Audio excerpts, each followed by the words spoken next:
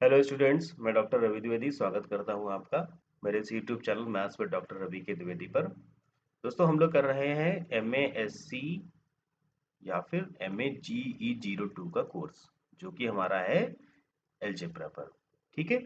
और इस कोर्स का हम लोग आज से स्टार्ट करने वाले हैं यूनिट 2। ठीक है। यूनिट 2 जो हमारा है वो सेट, रिलेशन और फंक्शंस पर है।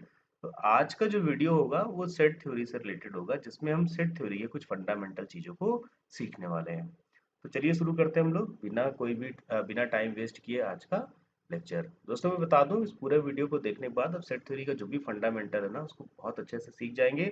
इसके अलावा इस लेक्चर के बीच बीच में जो भी क्विजेस वगैरह दिए गए हैं उनको भी अटेम्प्ट करते रहें और मुझे कमेंट में उनके आंसर बताते रहें। तो चलिए स्टार्ट करते हैं हम लोग अपना, है ना, डेफिनेशन पार्ट से।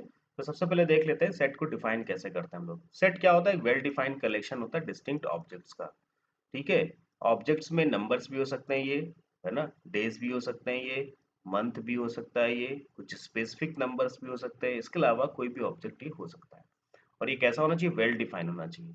वेल डिफाइन से मतलब यहाँ पे ये है कि रूल्स मस्ट बी क्लियर, है ना। जैसे कि बोल दिया जाए कि टॉल पीपल। अब ये कोई रूल नहीं है कि अब हम कैसे डिफाइन करेंगे कि हम 6 फीट के जो व्यक्ति होगा उसको टॉल बोलेंगे, कि 7 फीट के व्यक्ति को टॉल बोलेंगे, है ना। तो ये रूल क्लियर रूल नहीं है, मतलब, है ना। अगर हम बोलते हैं कि set of all people whose height is greater than 6 feet, है ना, अगर हम ऐसा बोले कि 6 फीट से ज्यादा हाइट वाले जितने भी लोग हैं ना, उनका एक कलेक्शन करो, तो वो जो कलेक्शन होगा ना वो सेट बन जाएगा। ठीक है। पर अगर सिर्फ टॉल पीपल बोला जाएगा तो वो सेट नहीं बनेगा। ठीक है।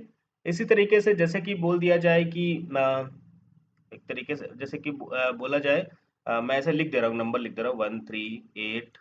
ठीक है। 11, फिर इसके बाद 12, फिर 19, ठीक है, फिर 20।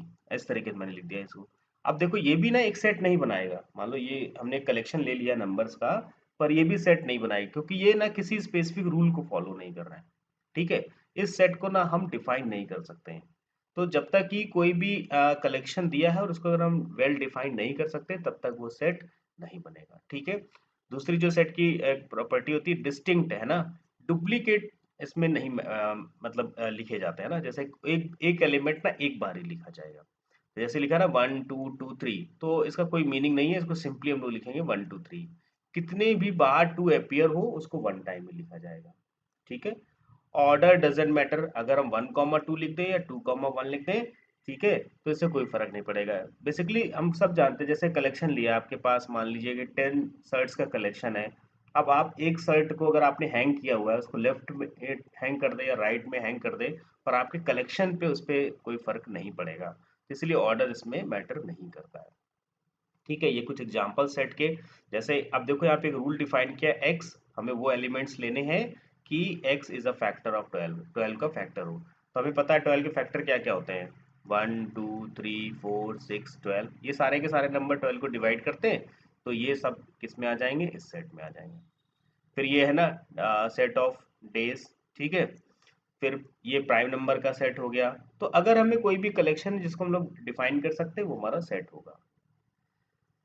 ठीक। इसके बाद कोई सेट का अगर एलिमेंट है ना, मान लो एक्स अगर सेट का एलिमेंट है, तो हम ये बिलोंग्स टू का सिंबल होता है, इसके थ्रू इसको रिप्रेजेंट करेंगे कि ये एलिमेंट इसमें बिलोंग कर रहा है ना। तो बिलोंग का मतलब है कि ये एलिमेंट इस सेट में है, तो हम लिखेंगे एक्स बिलोंग्स टू ए। ठीक है। अगर नहीं होगा तो हम इसी सिंबल में कट का निशान लगा देंगे, X is not in A, X does not belongs to A. ठीक है। जैसे एक सेट हमने लिखा है V equal to A E I O U, तो पता है इंग्लिश वॉवेल्स का सेट है। तो ए इसमें बिलोंग कर रहा है, यस बिलोंग कर रहा है। ई बिलोंग कर रहा है, यस बिलोंग कर रहा है। बी बिलोंग कर रहा है, तो बी इसमें नहीं है, तो B does not belongs to B. ठीक है। इसी तरीके जेड भी नहीं है, टू भी नहीं है, इसमें नहीं है। ठीक है। चलिए जल्दी से बताइए, अगर a इज इक्वल टू 2 4 6 है, देन 4 a में बिलोंग कर रहा है but 5 does not belongs to a। ये ट्रू है या फॉल्स है? आप इसका आंसर ना मुझे कमेंट में करके बताइए कि ये जो हमने लिखा है स्टेटमेंट, ये ट्रू है या फॉल्स है। अगर a कोई सेट है इस तरीके से, तो बताइए। चलिए आगे बढ़ते हैं। अब देख लेते हैं सेट को रिप्रेजेंटेशन के क्या क्या तरीके हैं ना। तो सबसे पहला होता है रोस्टर फॉर्म। रोस्टर फॉर्म में क्या होता है, जो भी एलिमेंट्स होते हैं ना, उनको हम वन बाय वन करके बस लिस्ट कर देते हैं। ठीक है। जैसे लिखा ना 1 4 9 16 25, तो हमें पता है ये 1 का स्क्वायर है, ये 2 का स्क्वायर है, ये 3 का स्क्वायर है, ये 4 का स्क्वायर है, ठीक है, ये 5 का स्क्वायर है। तो ये क्या है, सेट ऑफ स्क्वायर नंबर्स है अप टू 1 to 5 है ना, या फर्स्ट 5 नेचुरल नंबर का स्क्वायर है ये। तो ये वेल डिफाइंड रूल है, सेट भी है, ठीक। पर ये इससे नंबर्स कैसे लिखे गए, बस लिस्ट कर दिए गए। दूसरा होता है सेट बिल्डर फॉर्म। अब मान लीजिए कोई सेट हमारा इनफाइनाइट सेट है या उसमें बहुत ज्यादा नंबर है, तो उनको वन बाई वन लिस्ट करना तो कठिन होगा ना। तो हम लोग क्या करेंगे, उसकी जगह सेट बिल्डर फॉर्म का यूज करेंगे। ये बस क्या करता है, रूल लिख देगा, बाकी कुछ भी नहीं लिखेगा। अब सेम सेट को अगर हमें रूल में लिखना हो तो हम कैसे लिखेंगे, ए इज इक्वल टू क्या, एक्स स्क्वायर है। अब x कहाँ से लेना है हमको, x लेना है नेचुरल नंबर से। अब नेचुरल नंबर तो 1 टू इन्फिनिटी होते हैं, बट हम इसको बाउंड कर देंगे 1 से लेकर के 5 तक के नंबर लो बस। तो ये हमारा बन गया सेट बिल्डर फॉर्म, ठीक है। फिर आता है डिस्क्रिप्टिव फॉर्म, मतलब सिंपल सेंटेंस लिख देंगे, है ना, कोई मतलब सिर्फ सेट की जो मेन प्रॉपर्टी है बस को एज अ लैंग्वेज लिख देंगे, बस set of squares of first 5 natural number बस। तो ये है ना, तीन तरीके रिप्रेजेंटेशन मेथड से मोस्टली इसमें रोस्टर फॉर्म और सेट बिल्डर फॉर्म का यूज किया जाता है। ये तभी यूज किया जाता है जब हम कोई लिटरेचर वगैरह लिख रहे हो, वहां पे हमें लिखना हो इस तरीके से रनिंग में, तब हम इसका यूज करते हैं। ठीक है, अब टाइप्स ऑफ सेट देख लेते हैं जरा। पहला तो है नल सेट। नल सेट का मतलब होता है कि जिसमें कोई भी एलिमेंट ना हो। पर ये भी एक सेट है, पर ऐसा सेट है जिसमें कोई भी एलिमेंट ना हो। जैसे एक हम सेट ले रहे हैं, अब ऐसे सॉरी एक सेट हम बना रहे हैं जिसमें ऐसे नंबर चाहिए जिनका स्क्वायर नेगेटिव हो। तो हम सब जानते हैं किसी भी नंबर का स्क्वायर हमेशा पॉजिटिव होता है। X square is always greater than 0 for every x, कोई भी एक्स ले ले रियल नंबर में ना। तो अब क्या होगा, x square is equal to क्या हो रहा है, -1 चाहिए। तो ऐसा तो कोई रियल नंबर में सेट नंबर नहीं, ऐसा कोई भी रियल नंबर नहीं होता है जिसका स्क्वायर -1। तो ये कैसा होगा, एम्प्टी सेट होगा या फिर नल सेट होगा। इसको हम लोग एम्प्टी सेट भी बोलते हैं, ठीक है। फिर आता है सिंगलटन सेट, ऐसा सेट जिसमें सिर्फ एक ही एलिमेंट हो, है ना, एग्जैक्टली वन एलिमेंट हो। तो x such that x is an even prime. तो हमें पता है कि जितने भी प्राइम नंबर्स होते हैं ना, है ना, 2 3 5 7 11 13, उनमें से इवन प्राइम सिर्फ 2 होता है, बाकी सब ऑड प्राइम होते हैं ना। इवन प्राइम सिर्फ एक ही नंबर है 2, तो ये सिंगलटन सेट हो गया, ठीक है। फाइनाइट सेट है ना, तो मतलब ऐसा सेट जिसके नंबर्स को ना हम काउंट कर पाए, वो काउंटेबल से मतलब यहाँ पे सिर्फ काउंट करने से है ना, जिसको हम लोग काउंट कर पाए वो हमारा होगा फाइनाइट सेट।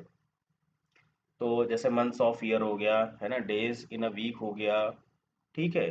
तो इस तरीके का जो सेट होगा वो हमारा फाइनाइट सेट होगा।